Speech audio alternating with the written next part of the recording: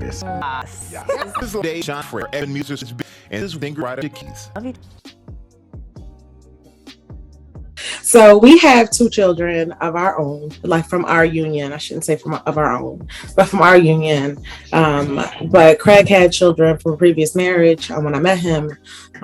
So it's blended in the fact that there are two sets of children. So he has two other children. That's a boy and a girl. Well, the boy is 19, so I guess maybe he's a young man. It was well, let me just say, first of all, that was one of the things, and I was like, oh, he got kids, right? Because it was like, I'm gonna never date someone who has children.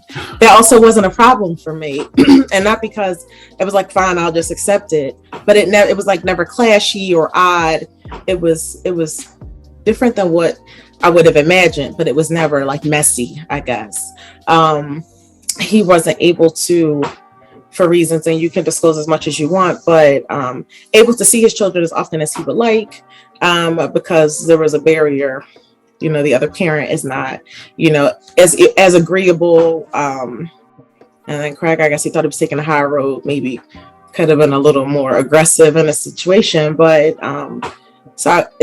I didn't see the children as often, open to seeing them and happy to see them when I did, but not able to form a real relationship with them. And they're also a lot older than our children are. So they're 16 and 19, right? 15 and 19.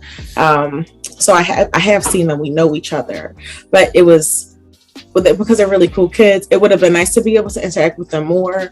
But it's blended in a way, like I said, there are two sets of children. One's from a previous union for Craig, but not blended, and like there was like not specific visitation or lots of like time spent, I guess bonding as a family with the two sets of children. I first met Rhonda. I never wanted to date anybody that had kids. That was one of my rules, one of my naive rules. When I met Rhonda and we started conversing, dating, and she let me know she had a daughter, that was huge.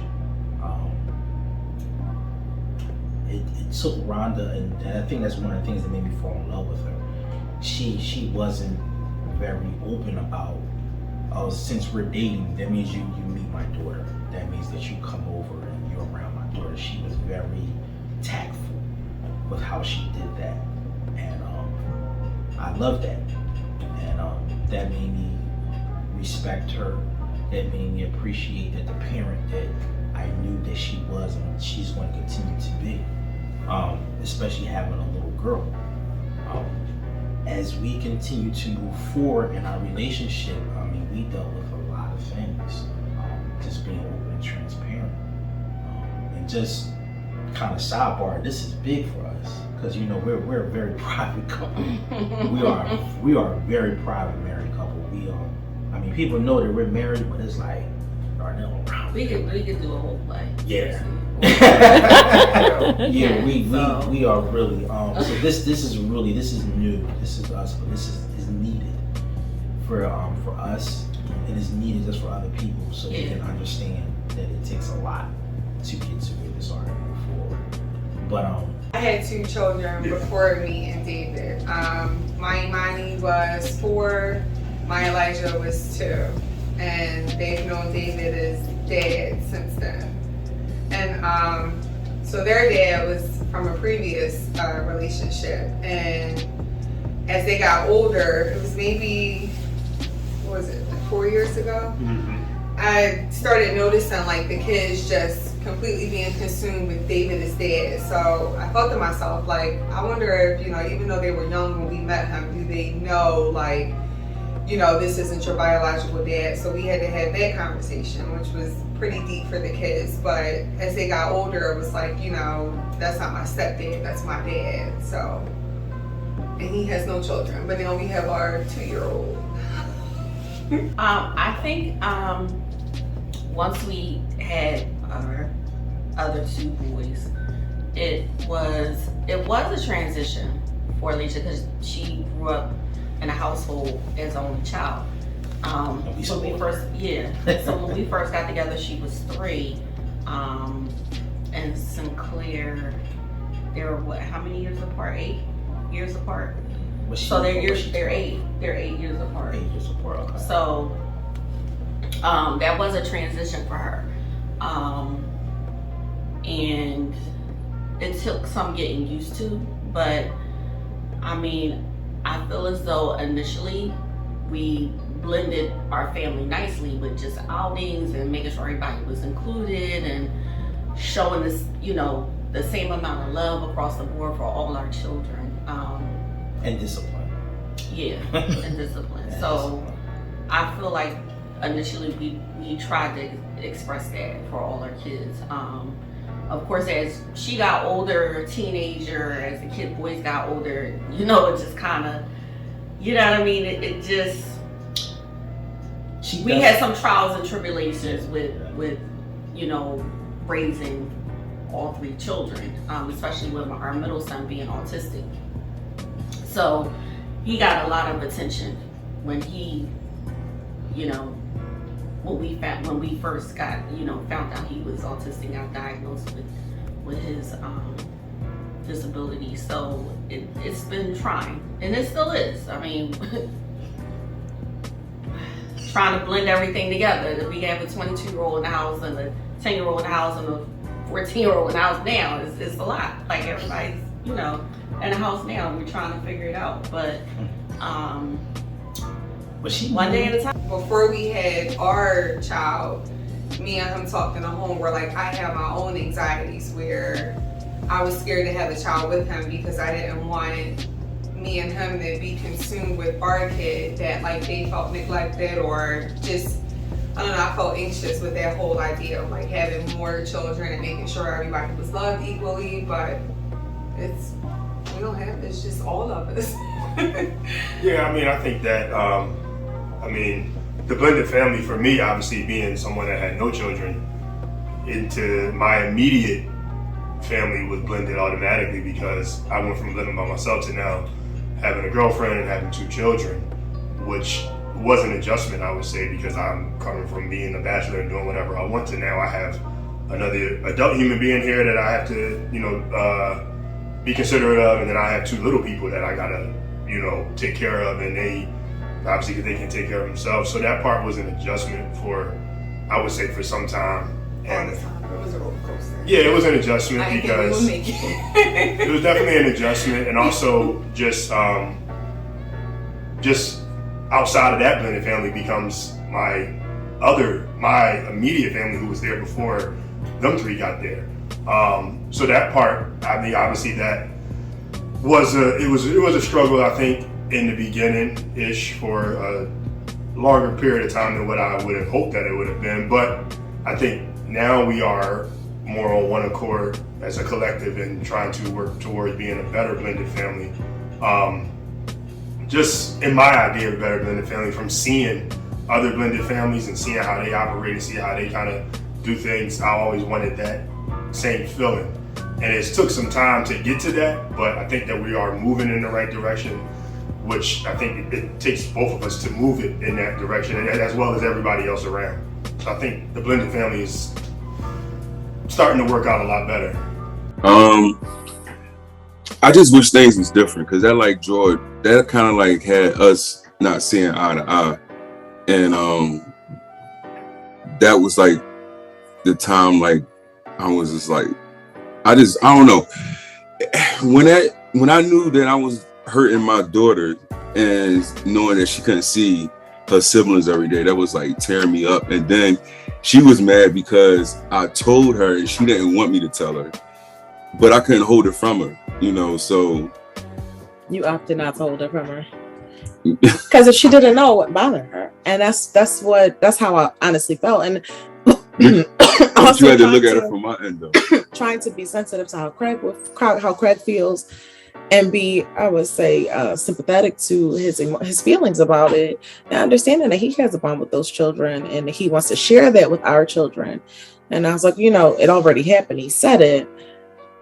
But as time progressed, we're 5 years in from when, almost 5 years, from when he told Harley, and then Nova is 3. So she learned later. I think she wasn't born yet. when it first came around. She wasn't. No, she wasn't. Yeah, so then Nova was born, and of course Harley told Nova, and they both had the opportunity to meet them. And you know, they play Barbies, and although the children are older than they are, you know, they still played with them, and it was cute and it was nice. But in the back of my mind and the pit of my stomach, I was like, this is not going to end well, because it's not going to be consistent. And I don't like inconsistency, especially for my kids. And it happened. It happened. And Harley must ask, I don't even know, if it's 7 days in a week, she must ask at least 4 to 5 days. Yeah. When am I going to see my brother, my sister? Can you call him? Can you call him on FaceTime? And maybe they're not available. We getting to that point with our daughter. Lay was 3 when we met. She was 3. She was a little Minnie Mouse. That's what I used to call her. Because she used to Rhonda always had a great way of doing her hair, and she would look like Minnie Mouse with her cute smile and everything. And I can remember the first time that I met her, she just like had this look, and she was just holding on to Rhonda's leg, and she was looking. Rhonda's like, "You're not going to speak," and she was like, "No, I'm not going to speak." I was like, "That's okay, that's okay." And Rhonda was like, "You know, that's Mr. Yardnell." I said, "No, you don't ever call me Mr." I never wanted that. I wanted her just to say Yardnell, you know, because I didn't want her to feel like that I was this superior over her. The blended family aspect, I'm not going to lie, her father did not enjoy it. He did not respect it. He did not understand that how the woman that I had a child with now was moving forward with someone else. So we had to deal with all along what that came with that. And let's be honest, it was some nigga moments with that. It was some nigga moments with that. But wow, I mean, looking back now, I mean, wow, 𝐿_𝐤𝐜𝐿 is a college graduate in grad school now. She graduated from �HBCU. Can we get some congratulations on that? She's in grad school now. She's doing well, man. She has no kids. She's a beautiful woman. I'm so proud of her. And I'm happy that I never called her my stepdaughter. I always said my daughter. Reason being, because I never wanted her to feel like just because my blood didn't run through her, that she's not my daughter. You understand? And that was huge for me. Just being that other father. And like a conversation I had with her father years ago, I told him, I said, I would never take your place. I'm not here to take your place. But if I love her and our daughter is a part of her, then that means I love her too. And that's just the way blended things just need to work, just in my opinion.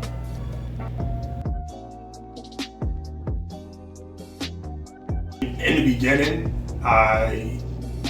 it's just us and it's whatever, but I think in the beginning, for me, it was like not having another parent there. It's like a gift and a curse. Unfortunately, that the parent that doesn't want to be, involved is a gift and a curse. It's a gift because she doesn't have to deal with any nonsense. I don't have to deal with any nonsense. The kids don't have to be dragged through it. But then it's a curse because realistically, you never get a break. You never get a break because there's no other parent. Like, you are the parents, and there's no other family for them to go to because. Which sucks, I guess sucks to say, but realistically, and we all need breaks, and you only get a break when you use your actual family, and sometimes you don't want to burn them out, so you either sometimes just don't do anything because it's like, we just don't want to keep asking people to watch our kids. It was easy when it was 2, now it's 3, so it gets a little bit harder. And we can't relate to them. Like, I grew up in a home where I had both of my parents, and you grew up in a home where, like, you know, you had your dad and then your mom got remarried. Like, we don't know what goes through their head as far as like this person just not being present. So I know, like, later on down the line, I don't know what that will look like as they start getting older. I mean, for right now, they're young, and we know, you know, they're very honest with us. Like, we have like really deep conversations, but I could never relate to my kids because I didn't grow up in that. Tried to get really involved, and I was like, this is what you should do, and looking for resources and, you know, providing advice or looking things up or talking to people to try to help with the situation so that, you know, we could share the custody and it would be more comfortable for everyone. And I I think I was getting too tied to the process. And then when Craig didn't follow through on the things that I, recommended, then I was taking it personally. And I was like, wait, this is not really my problem directly. Right. So instead of being overtly involved and pouring in emotions, feelings, and time and effort, for something that's not really my problem, and not in a bad way, right, but it's not my battle to fight. I'm trying to fight someone else's battle, and in turn it's driving me crazy. I backed off. I backed all the way off. When we were able to see them, welcome the children, and show them the same love I show my children here, but also know that when I tell them goodbye, I don't know when the next time I want to see them, and I have to be okay with that. And I told Craig, I'm done with that. I'm not helping you with this anymore because I wouldn't allow myself to feel pain for a situation that's not my problem. So.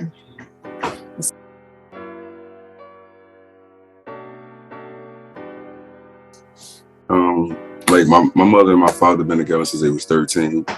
So they still together. It's not the best relationship, but they still together. So, a 2-parent household, that's like really all I know. My parents got divorced when I was 8 years old. So my family structure is a lot different from his parents were married for years. 40, right? 39, okay. So I didn't necessarily grow up in a household with two parents. The majority of my childhood, but both of my parents were definitely involved in my upbringing. So that would be the difference. Even though I came from a blended family where it was a mom and my stepfather was there, I still think there were some things that were missed along the way in terms of showing me how to be like a good father, or a great father. Not that, I didn't have a father there in the house and have a father on the outside, but I know I sometimes fell short with prioritizing and making the kids important or things like that or spending time, because in my mind, all I see as a father is you work, you provide, you make sure the kids eat, you make sure they got somewhere to live, you make sure they got clothes on their back. The spending time part was like a gray area for me. Not that I didn't spend time with my stepfather or my father, but it was a harder adjustment because I'm like, well, I know that fathers work, dads work, and they work, and they make sure that their kids are okay, their spouse or significant other is okay, and that's just what you do, and that's just what I seen kind of growing up. So it was good because it showed me that you can step in and do what you're supposed to do, even if the children don't belong to you, but also still trying to find that balance in doing everything.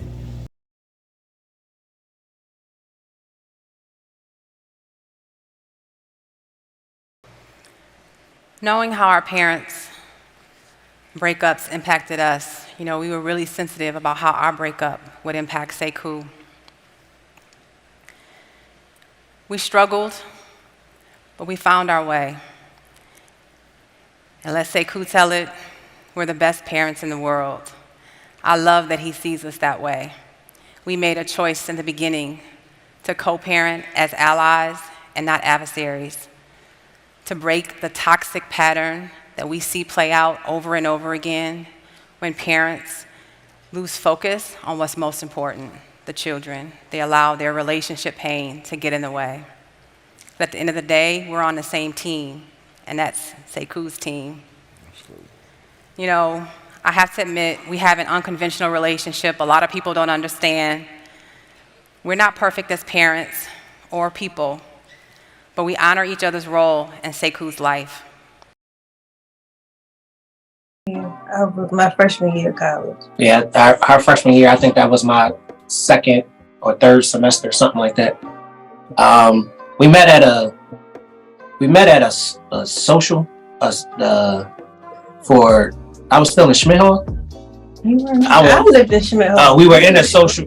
No, I lived in Tyson. We were in a social for Schmidt, and I was waiting to get a ride home.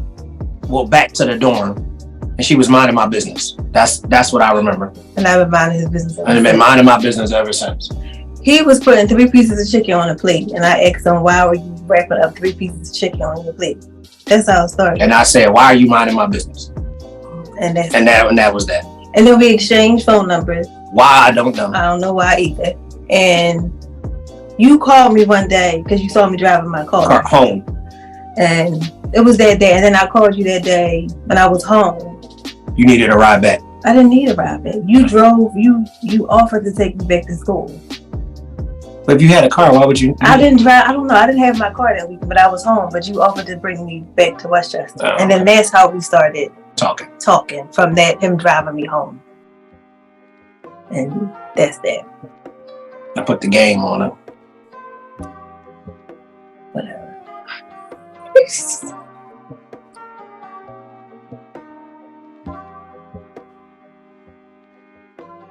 Together when she got pregnant. We was like always, on and off again. We were constantly, we were in an entanglement. Basically. And situationship before that was the term. Right. Because like I said, I met my freshman year of college, and then we were together, and then we would break up. Then I'm not dealing with you. Then I'm dealing with you. On with off. It was like years of that. Mm-hmm. So that's kind of what we were in when I had Zion. Yeah, I mean, we didn't have Zion fresh out of college. We was like out of school. No, because what? I was 28 when I had Zion, and I met was turning 30. Yeah, so it was like 10 years of our nonsense. Right. So before we had Zion. So yeah, it was one of them. We was kind of off, but I guess it was at some point it was on, and it was I'm pregnant. And I was like, what? And yeah, it was just like, okay.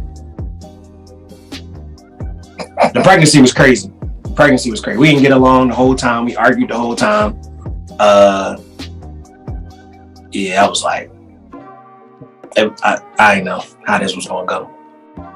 It was a tough pregnancy. That was the one. If anything, I regret of our situation is that for it to be our first child, well, both of our first child, we didn't get a chance to enjoy it together. I enjoyed it by myself. Right, by myself, and I didn't enjoy it at all. I had a very Zion was a very easy pregnancy, so that was a breeze, and like outside of us and our situations, I was happy. Like it was a good pregnancy to me, but we didn't always get along. Yeah, we didn't get along at all. And on top of that, I was at work with 2 other pregnant women, so I was around pregnant women all day. So I felt like I would get the brunt of that. Like he would come home and you already agitated by the pregnant women at work. So then like I didn't catch a break because you already had to deal with the pregnant people at work. So I got like no sympathy or bedside manner from you when it came to that. But I think because you were surrounded by all that pregnant women and their emotions and everything. So that year, four people that I work with all had children. We all had children about a couple months apart. So you were dealing with 4 pregnant women? 4 pregnant. Well, there was a guy that had a baby. He had his wife, and then 2 pregnant women, and then you. Zion came out. When Zion came out the womb, all that bullshit was over with. Like, we not about the beef. We not about to have no problems. We not about to mess this kid up. Me personally, speaking for myself, I had a tumultuous childhood, laced in trauma. You know, I don't have a great relationship. I have no relationship with either one of my parents other than my mother's relationship with Zion directly. My mother and I have no relationship of any kind. I haven't seen my dad since I was probably 11. And I came from a separate, my childhood was different. I had both of my parents, 2-parent household. So I knew what it was to grow up in that love surrounded by a mother and a father. And I just was determined to give that to my child. Somehow, even if it didn't particularly look like that, because it was obvious that we weren't going to be in the same household. It wasn't going to be mom and dad living together, but I just want him to be, have a healthy, loving upbringing because I had it and I wanted to give it to him. And we had to make it work. And from the opposite end, for me, it was like, I know what I didn't have, and I'm not going to put that trauma on him. So I got to fix my own stuff, but he's not going to be in the brunt of that. And I feel like as a father, you really don't become a dad until you see the kid. Like, motherhood is different because you carry around the baby. from the time of inception, you are one with this person. For us, it's like, all right, okay, we dealing with her. And then you finally see your baby. And on that day, when you see him and you hold it in your hands, and it's kind of like, all right, this for it. Let me step up.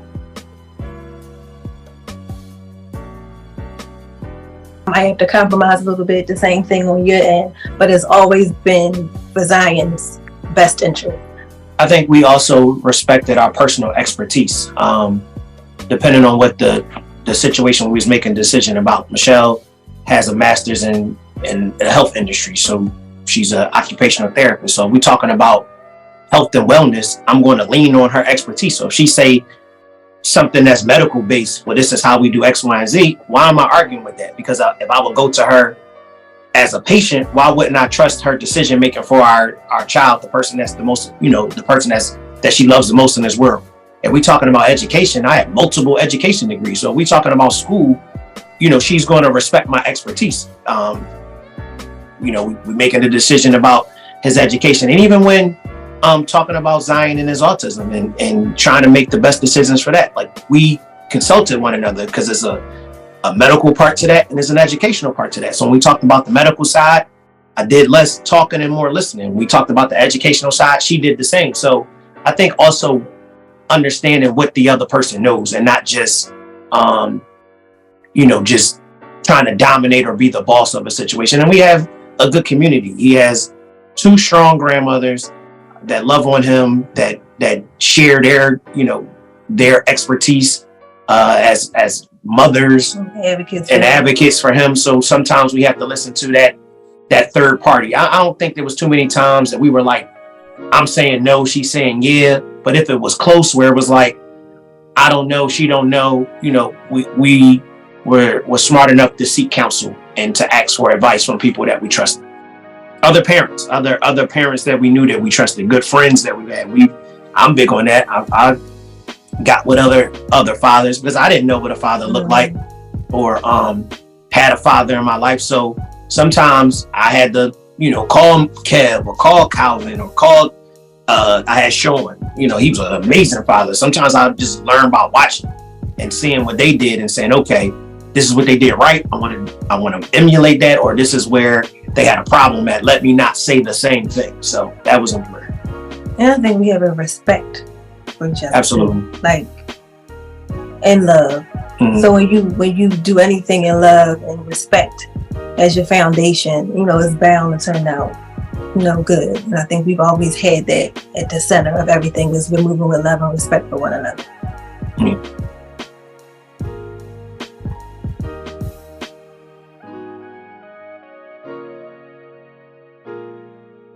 It is, because your kids' first interaction with any type of relationship, like with a man or a woman, is what they see in their household. So it's really important for you to show positive, loving situations to a man and a woman, loving on each other, respecting one another, talking respectfully to each other. And I think we were both really, really adamant on showing it to him. To me, having a kid is bigger than being married, because you can get out of a marriage. I'm stuck. I don't mean to say stuck, but we stuck. Yeah, and that's until nothing Zion grown. That's why I was, to me, like, you have to make it work, because until my last breath in his body, my body, your body, we want to be around Zion. He gets married, he has grandkids. We're still going to be around each other. So why not be amicable? Right. Why not just get along? There's so much energy to being negative and hating us, because y'all can't escape each other. You got to see them. You got to deal with them. So I just, that was big on me, big for me, for us. I think we both was on the same page as that. We not about my son ain't going to be on the couch because of me. If he on the couch talking to a therapist, it got to be something else. He ain't going. I want the dad section to be smooth. Maybe I wish mine. Mom's good too, but me personally, I don't want that dad section to be crazy. Let me tell you about this. No, I don't want that. And I just wanted him to be able to go out into the world and give love, healthy, and like to be in a healthy relationship, because he's seen it. Right.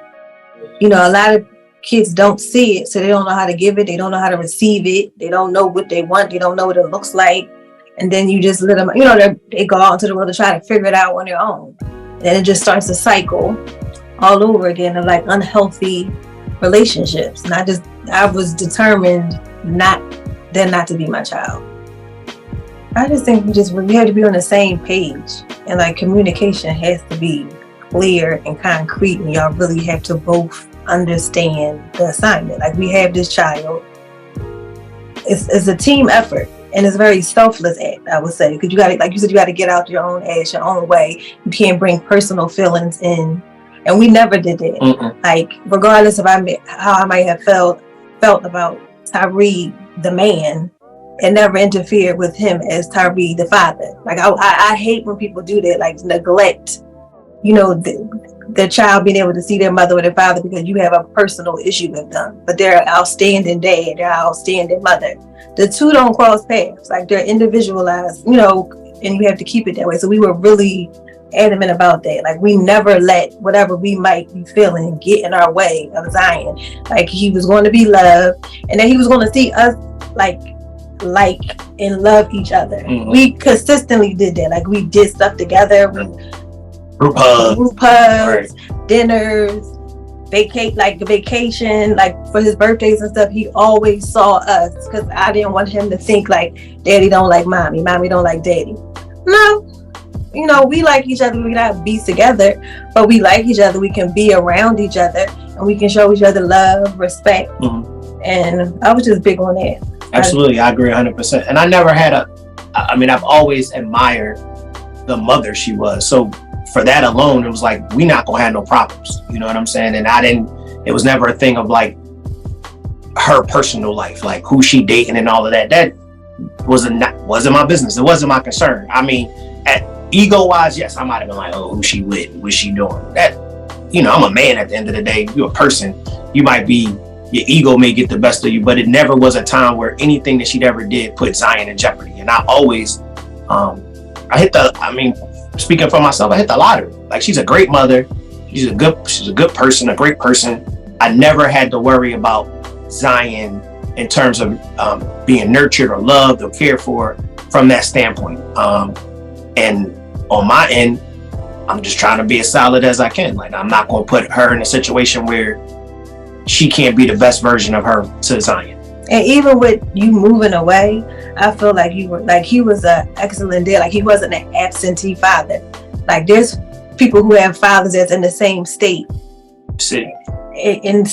and they saw their kids less or were less active in their child's life than Tyree. Like, Tyree would fly home every weekend.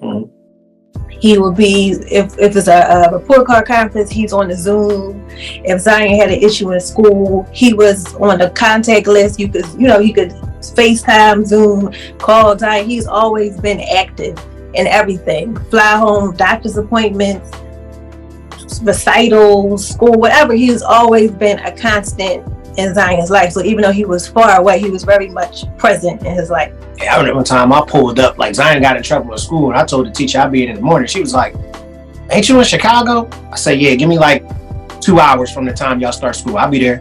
Zion woke up and was like, how the hell he get here? Yep, I wasn't playing. Yeah. I was like, call his father. It's like, well, you know, call his dad. Like, you could get to the phone more than, like, my job wouldn't allow me to pick up. He could be on the FaceTime, get them right together, then go back to class, and that was that. Always has been active. He would come home during Christmas, you know, summer, you would stay with him or bring him back here. Right. So we made it work.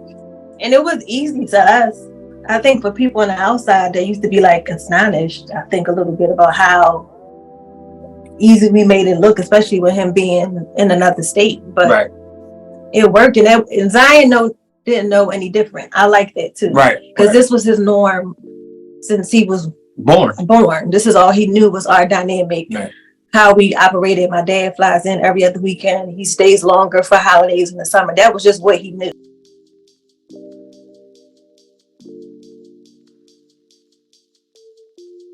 No, because I could have moved to Chicago years ago. It was offered to me to come out here, but we weren't, like, I wasn't moving away from everything that was near and dear to me and my foundation of support with family and friends if we weren't in a good space to be miles and miles away. So this year I moved, it just was the right time.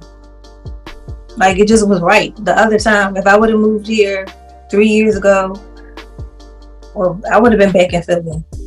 I mean, that happened. I moved back to Philly. Yeah, I moved back in a year. Work. I couldn't do it. I knew I wasn't going back to Philly no more. What was that? About 5 years ago. I moved back to Philly. It was just because like Zion was having trouble. It was becoming difficult. I said, I'll come back. You know, my job made it work for me, which I really appreciated. They created a lane for me to come back. I gave it a year, like short of a year. I couldn't do it. Philly had passed me. I couldn't be the best version for Zion because I couldn't be the best version of myself. So at that point, it was like, I'm going back to Chicago. If I got to fly here every week again, whatever I got to do, I'll make it work. But I can't stay here. My life is not here anymore. But I think our distance helped us individually so that we could 11 years later get back together. Because if we would have been, like if we would have still been in Philly, I don't think we would have been back together. I think it just would have been drama between us. I think if I would have stayed in Philly, we probably wouldn't be able to sit here and had this conversation because I would have been operating in resentment or animosity.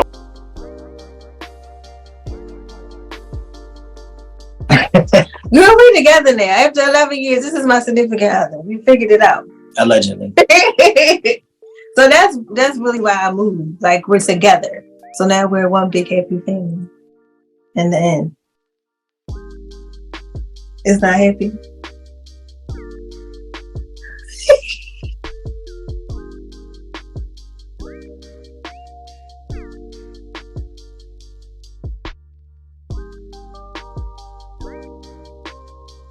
Again, you got to be focused on the child, the most important person in this situation that didn't ask to be here, that didn't ask to be created. Y'all created a situation that this person is here. And I owe Zion. Zion don't owe me anything because Zion didn't ask to be born. He ain't asked to have existence, breath, lungs, whatever.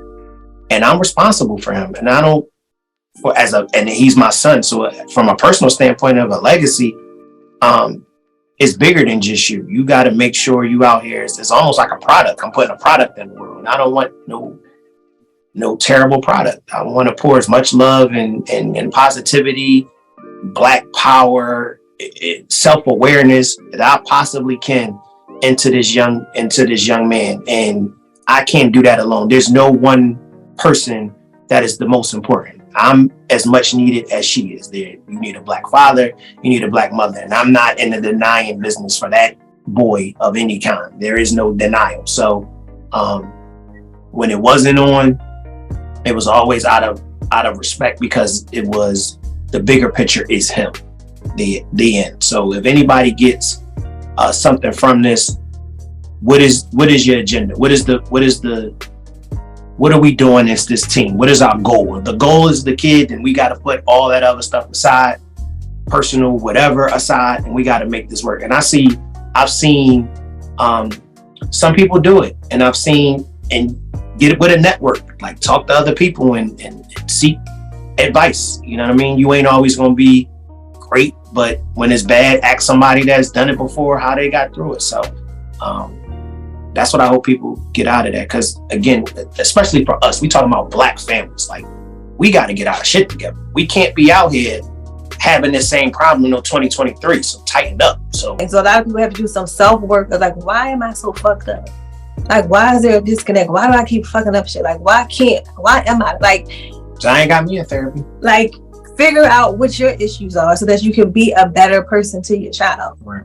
Like, do the work. It's a very, like I said, it's a very selfless job, and your child come first. That's it. That's the assignment. Your child. Right. And if you don't want to do that, then you don't need to be a parent.